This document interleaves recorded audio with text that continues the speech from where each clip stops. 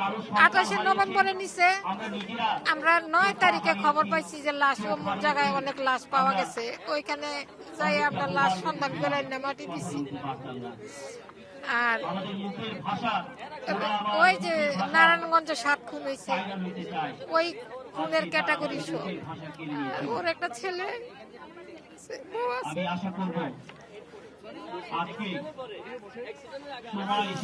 আজকে 12 বছর আমার একটা বাচ্চা থুয়ে গেছে, 8 বছরে। এখন বাচ্চাটা নার্সে পড়ে। আমার এক ছেলে 2টা মামলা খাওয়া গাড়ি পোড়া নিয়ে। এই ছেলে যখন মারছে তখন তার একটা মামলা গাড়ি পোড়া নিয়ে। আমাকে নিজে আমারে চাঁদাবাজির মামলা দিছে। আমি নাকি চাঁদাবাজি করি। আমার ব্যবসা বাণিজ্য যা ছিল আমি লিখে লোকেরা নিয়ে গেছে। আমার নামে চাঁদাবাজির মামলা আছে। আমার আর কিছু বলতে পারি না, আর বলার ভাষা নাই। 12 বছর চোখে কানতে কানতে চোখে ছানি পড়ছে। আমার হাজবেন্ড নাই, আমার সন্তান নাই, বাপ নাই, মা নাই। আমার পরিবারটা অন্ধকার। আমি পরিবারটা নিয়ে সাঁতরাইতেছি নদীতে। আমি কোনো কুল কিনারা পাইতেছি না আজ পর্যন্ত। আমার হুতে বিএমবি কইতে 1 ক্যালাস ফুট যাইব। আমার হুত হুন্ডা কিন্তু গুলি হিয়াতুন আমার হুতরে লই চলি গেছে গুম করে। আমরা কোনো কারো কাছে সহযোগিতা হাই না। আমরা আইনের আশ্রয় নিচ্ছি।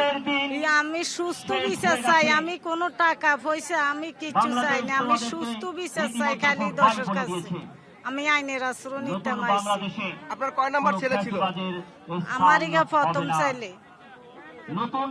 আমার ইগা প্রথম ছেলে। আমার বড় ছেলে আর আমার মেয়েরা 2গা, ছেলে 2গা। তো ছেলে এত বড়, মেয়ে ছোট।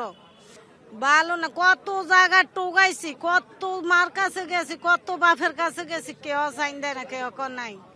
হেতারে গুম করে হেলাই দিছে। হেতারে কোন জায়গায় নিমাইছে, কোথায় নিমাইছে বাবারে আমরা দেখি নাই। আমরা আজগার অন্তায় টোগাইতে আসছি। ফিরে কি আসবে মনে হয়? আসবে, এত বছর হয়ে গেছে। আর আসবে কত না হিসি আর উত্তর হিসি আর এখানে দূষণ আছে।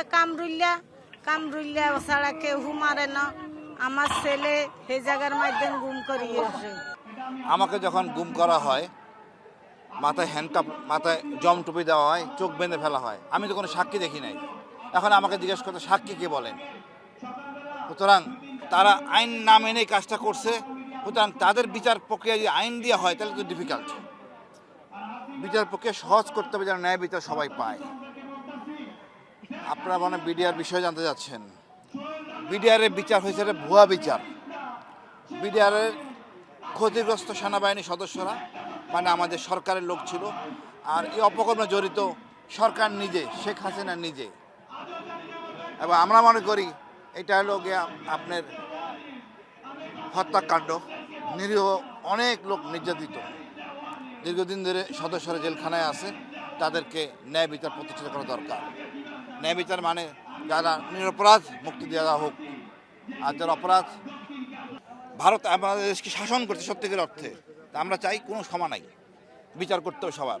আর বিচার না করে আওয়ামী লীগ অভিশপ্ত লীগ, সোজা কথা, এটা অভিশপ্ত লীগ। এর বিচার করতে হবে।